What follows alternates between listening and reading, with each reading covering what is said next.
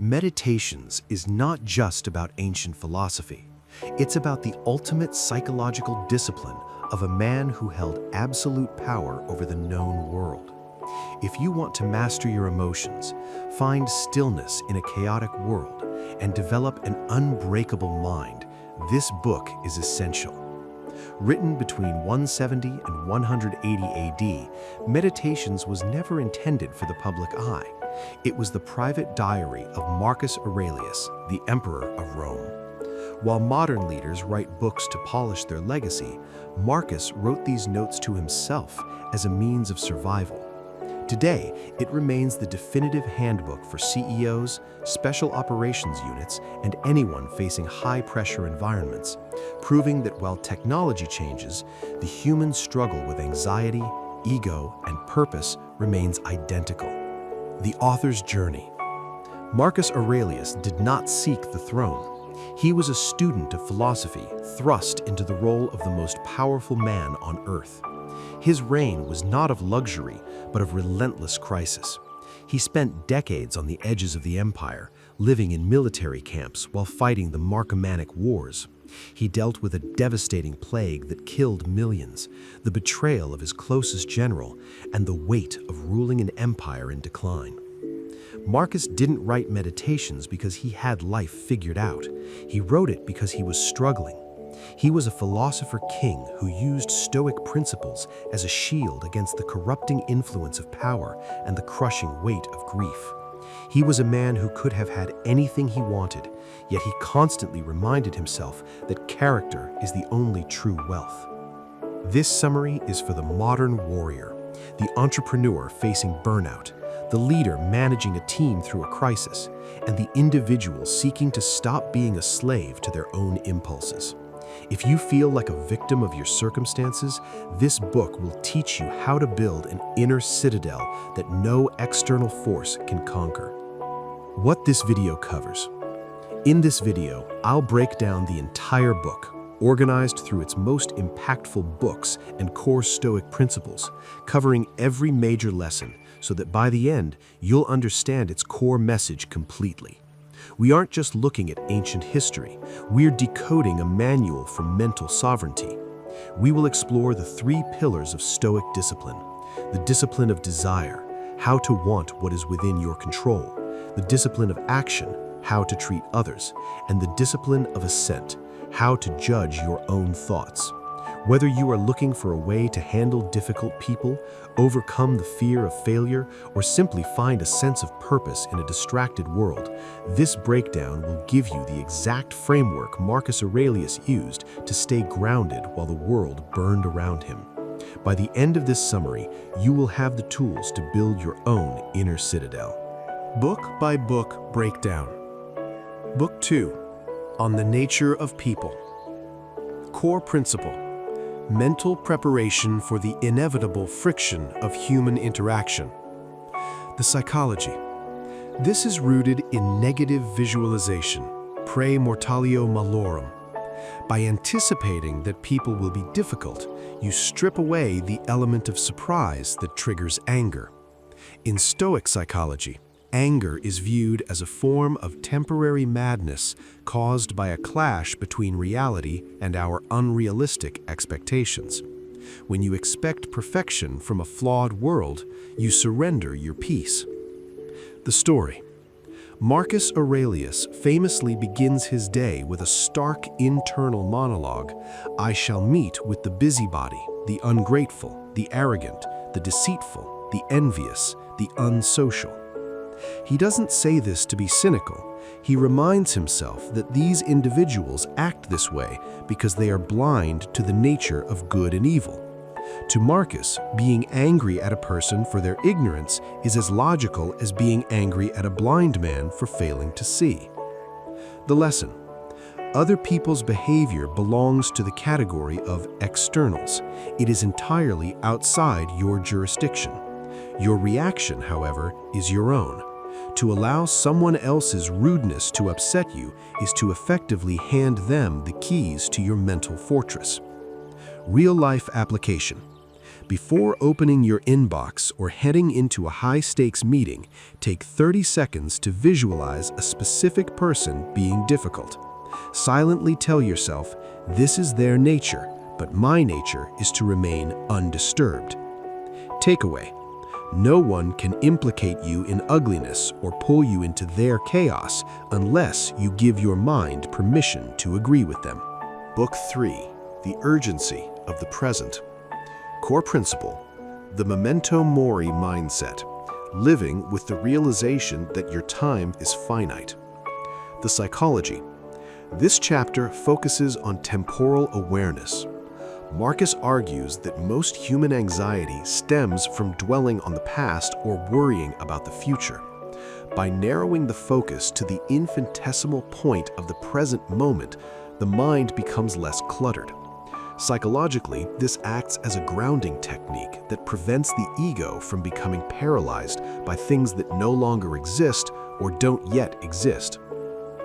The story. Throughout Book 3, Marcus reflects on his own aging and the physical decline of the body. He observes that even if we live a long life, there is no guarantee our minds will remain sharp enough to comprehend reality. He uses the metaphor of a soldier at his post, waiting for the signal to retreat. He tells himself that he must be ready to leave life at any moment, not with a grudge, but with the quiet dignity of someone who has finished their task. The lesson. Death is not a distant event to be feared, it is a current reality. Everything we do should be done as if it were the last thing we ever do. This isn't morbid, it is a tool for radical prioritization. If today was your last day, would you spend it complaining about a colleague or scrolling through trivialities? Real-life application. When you feel overwhelmed by a long-term project or a life crisis, practice temporal reduction. Ask yourself, can I handle what is happening right now in this single minute? Usually, the answer is yes. The present is always manageable. It's the added weight of the future that breaks us. Takeaway. Stop debating what a good man should be and simply be one right now while you still have the breath to do so. Book 4: The Inner Citadel. Core principle. The world is nothing but change. Your life is what your thoughts make of it. The psychology. This chapter introduces the inner citadel, a psychological fortress.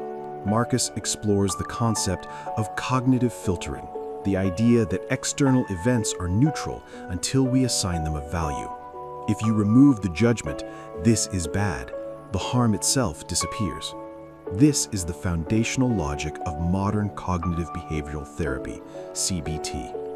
Your feelings are products of your interpretations, not your circumstances. The story. Marcus describes the mind as a fire. When a small flame is doused with water, it goes out. But a great fire consumes everything thrown into it, using the obstacles as fuel to grow even hotter and brighter. He tells himself that the impediment to action advances action. What stands in the way becomes the way. This is the origin of the famous obstacle is the way philosophy. The lesson. You do not need to retreat to the mountains or the seashore to find peace. You can retreat into your own mind at any moment. This inner retreat is always available, provided your mind is well ordered. Real strength is not changing the world to suit your desires, but changing your desires to suit reality. Real-life application. When an obstacle arises, like a canceled flight or a failed project, refuse to label it as a catastrophe. Instead, ask, how can I use this situation to practice a virtue I'm currently lacking, such as patience or resourcefulness? Turn the problem into a training ground. Takeaway. True tranquility is found not by escaping your surroundings, but by mastering the thoughts you keep within them. Book 5: The Duty of a Human Being. Core principle: overcoming resistance and embracing your natural purpose. The psychology. This chapter addresses the universal struggle of resistance, the mental friction we feel when faced with difficult but necessary tasks. Marcus uses functionalism to combat procrastination. He argues that just as a tool, a plant, or a bird has a specific function in the universe, humans have a social and rational duty to fulfill. To shrink from your work is to act against your own nature. The story. Book 5 famously begins with Marcus struggling to get out of bed in the cold morning. He has a dialogue with himself. At break of day, when you are reluctant to get up, have this thought ready: I am getting up to a human being's work. When his comfort-seeking side argues that it's warmer under the blankets, he counters by asking if he was born just to feel warm or if he was born for action. The lesson. Self-discipline is not about punishment, it is about alignment. When you align your actions with your logos, rational purpose, you stop being a slave to your immediate physical comforts. Doing what is right should be as natural to you as a vine producing grapes. It doesn't ask for a reward, it simply fulfills its nature. Real-life application. When you feel the urge to procrastinate, stop focusing on how you feel and focus on what you are. Define your role. I am a researcher, I am a leader, and recognize that the work is simply the natural output of that role. Action is the cure for the anxiety of inaction. Takeaway. You were made for cooperation and labor. Do not complain about the very things you were built to do. Book 6. The Harmony of the Whole. Core principle. Maintaining your center in the midst of chaos and the interconnectedness of all things. The psychology. This chapter focuses on objective reality. Marcus encourages a technique called physical definition, stripping an object or event of its glamorous or terrifying reputation by describing it in its raw, biological or chemical form. Psychologically, this zooming out allows you to see yourself as a small but vital part of a vast interconnected system, the cosmos, which reduces the weight of personal ego and local drama. The story. Marcus displays his discipline by dissecting the luxuries of the imperial palace. He reminds himself that the expensive Falernian wine is just grape juice, and his purple imperial robes are merely sheep's wool dyed with the blood of a shellfish. By stripping these status symbols of their perceived value, he prevents them from clouding his judgment. He views the world not as a series of isolated accidents, but as a single living organism where everything that happens to the part happens for the good of the whole. The lesson. Most things that disturb us are vanity. When people are rude or when plans fail, it is simply the shifting of the gears of the universe. If you stay true to your own character, the external noise cannot touch you. You are like a rock thrown into the air. You gain nothing by going up and lose nothing by coming down. Real-life application.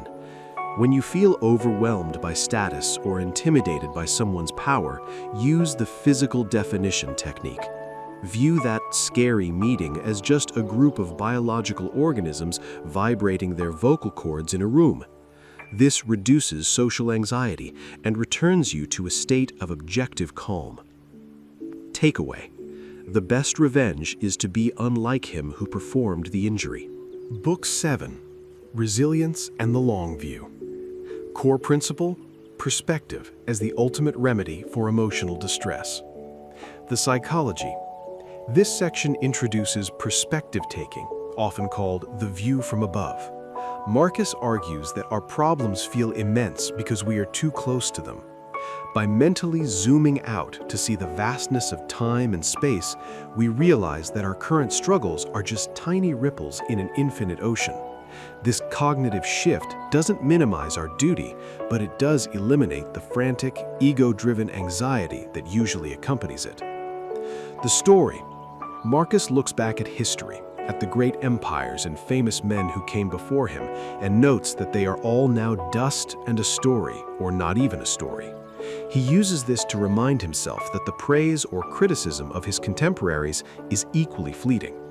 He writes that everything is material for the exercise of virtue.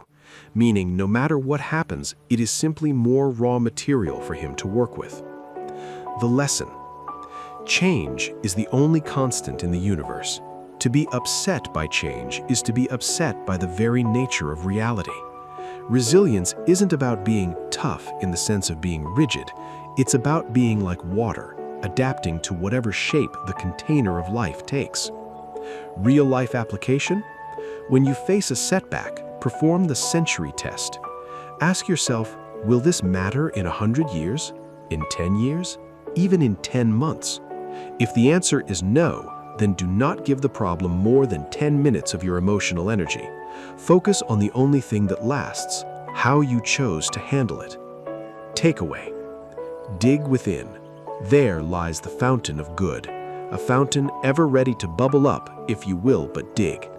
Book 8: Professionalism and Focus. The core principle: returning to your center and focusing on the task at hand. The psychology: this chapter deals with the discipline of ascent. Marcus addresses the common feeling of being lost or failing to live up to one's ideals. Psychologically, it focuses on self-forgiveness and immediate course correction. Instead of spiraling into guilt because you haven't been a perfect stoic, Marcus suggests that you simply return to the rules of reason, much like a professional athlete returns to the fundamentals when their game is off. The story: Marcus expresses a moment of deep self-reflection, almost a confession. You have wandered all over and finally realized that you have not found the good life anywhere. Not in logic, not in wealth, not in fame, not in pleasure.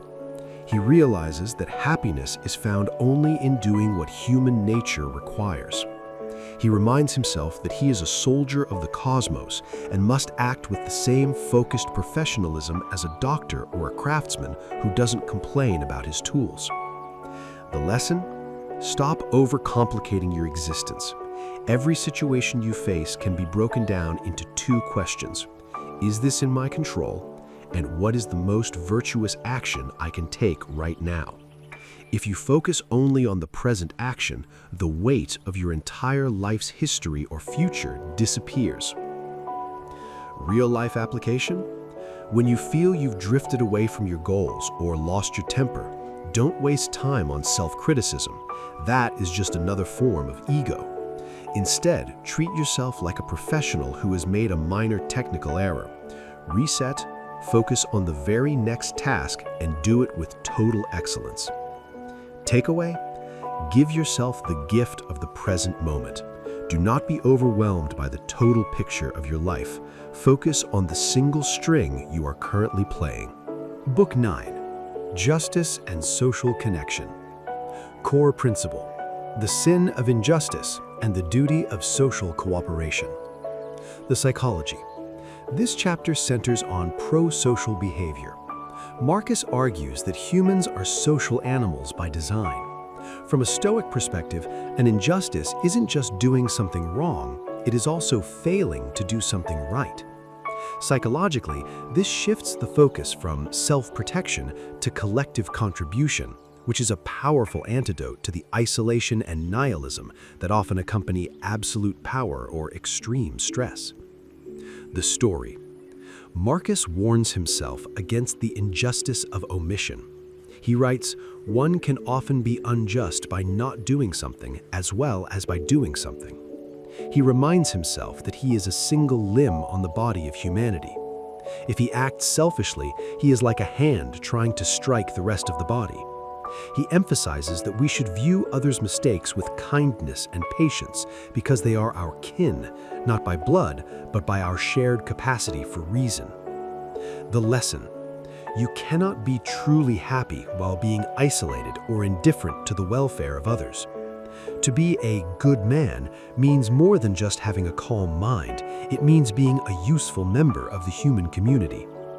When someone treats you poorly, your job is not to punish them, but to lead them back to their own nature through your own example of justice. Real-life application: evaluate your social justice not by political slogans, but by your daily interactions. Are you being just to your employees, your family, or the stranger on the street? Look for one small opportunity today to be useful to someone else without seeking recognition. Takeaway: all things are intertwined with one another, and the bond is holy. You were born for cooperation. Book 10. The Disciplined Mind. Core Principle: total acceptance of reality and the rejection of complaint. The Psychology. This chapter explores Amor Fati, the love of fate.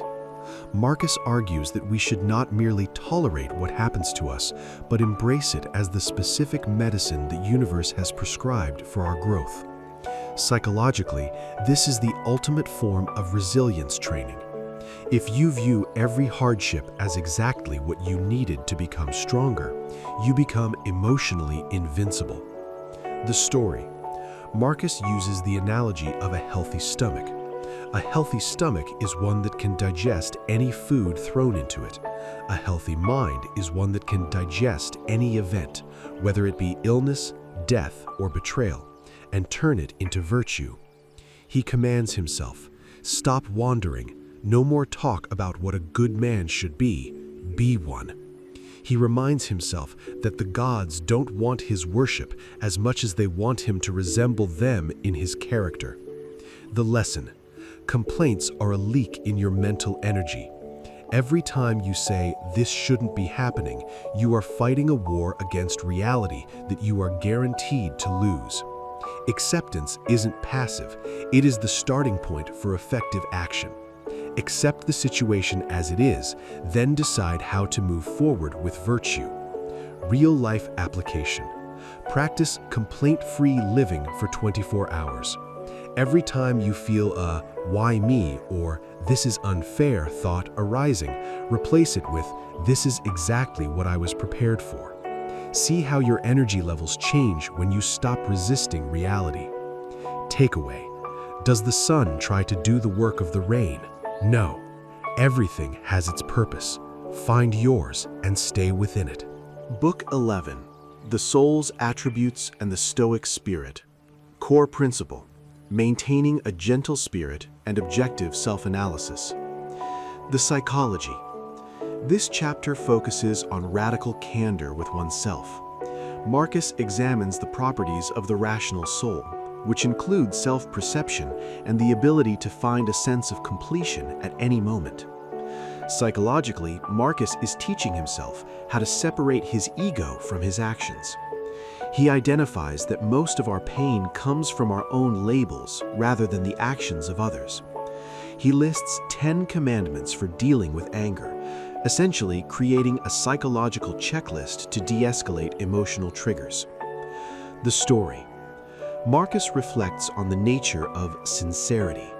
He notes that someone who announces, "I have decided to deal straight with you," is being a hypocrite. Honesty should be as obvious as the scent of a person. He also reminds himself that even when someone is wrong, they're acting out of a mistaken belief of what is right. This leads him to a powerful conclusion. It is a human's special privilege to love even those who stumble. The lesson. True strength is not found in aggression or nerves of steel, but in gentleness and kindness. Anger is a sign of weakness and fragmentation. If you are angry, you have been defeated by your own lack of perspective. The soul is like a sphere. It is at its best when it is balanced and radiating light equally in all directions. Real-life application. When someone offends you, run through Marcus's anger checklist. Ask, did I do something similar in the past?